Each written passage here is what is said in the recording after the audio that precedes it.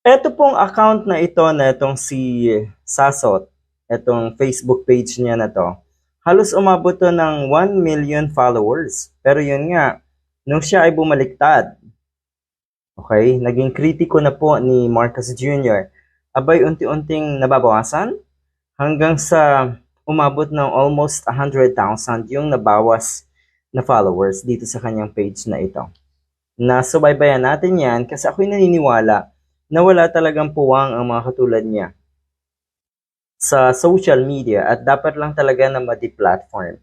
So yung iniisip ko na unti-unting maubos ang followers, abay mali pala, mas malala pala ang mangyayari sa kanya. At totoo nga na dapat i-platform ang mga katulad niya. Deleted na po ang kanyang Facebook page, pati na rin yung kanyang personal account sa Facebook. At sabi na itong isang, sa tingin ko ay diehard naman ito. Sabi niya, at least nung time daw ng mga yellows at kakamping, ang inaatake na itong si Sasot, suspension lang kahit pa back-to-back 3 months. Totoo yun, maraming beses siyang nasuspend dahil sa kanyang pag-atake. Yes, masasabing pag-atake, pero sa tingin ko, hindi talaga proper, hindi talaga appropriate yung kanyang mga post, yung kanyang mga content sa kanyang account.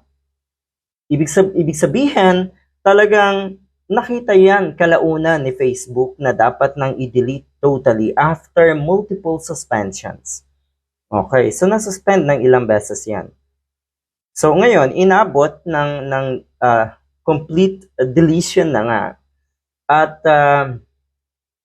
abay nagngangal-ngal dahil meron daw siyang ibinulgar na kung ano laban sa administrasyon at sa Kongreso. Kaya ito daw ang nangyari.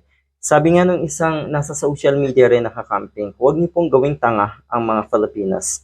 At huwag niyo pong isipin na ang may kagagawa nito ay isang particular na individual. Sabihin na natin si Marcos Jr., ang First Lady o sino pa man.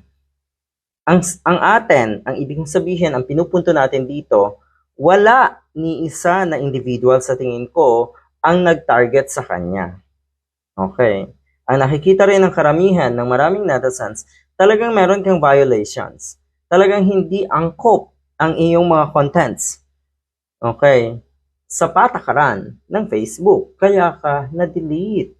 Nagngangal-ngal ngayon. At kuno nga ay ito ay pambubusal, alam na, marami daw, or ito daw ay simula ng pag-take down ng maraming Facebook accounts ng mga taong kritiko or nagtutuligsa nga sa administrasyon ni Marcos Jr. Alright. Sa tingin ko personally, hindi ito something about the administration. Ito po ay kung ano talaga. Anong klaseng content meron kayo sa inyong YouTube channel, sa inyong Facebook account, at marami pang ibang platform. Sa tingin ko yung YouTube channel din na ito ay wala na. Alright? So kamakailan lang to, SAS Facebook accounts deleted.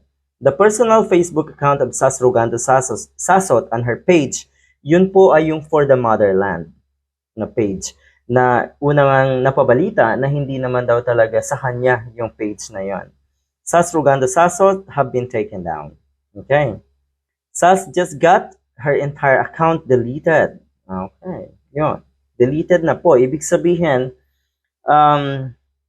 sa tingin ko pwede pang mag-appeal. Alam ko yon na pwedeng mag-appeal para maibalik.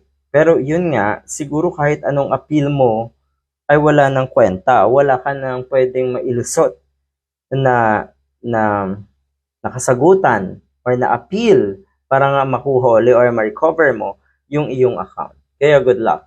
Ulitin ko sunod-sunod yan talaga. Si Maharlika din daw na-take down na rin yung kanyang Facebook account. Pati rin po yung si Banat Bay. Nako, ay dapat nga ang inuna dyan yung mga katulad ni Mocha Oson, di ba? So siguro ng mga panahon, hindi pa talaga ganun ka-strict. Naging talamak lang talaga. Naging talamak yung ganitong klaseng content ng mga pulahan at diehard na vlogger. Mula nung magplano, eto nasa Malacanang ngayon na tumakbo at pumasok din ang administrasyon ni Duterte. Diyan po nagsimula. Sa tingin ko sa buong mundo, tayo yung pinakamaraming nasa social media na puro kabalbalan, puro kawalang hiyaan, at kung ano-anong kabalastugan ang ginagawa. Okay? So dapat lang talaga na body platform ang mga katulad nila. Ulitin ko, wala po kayong puwang kahit sa social media platform. Kaya good luck.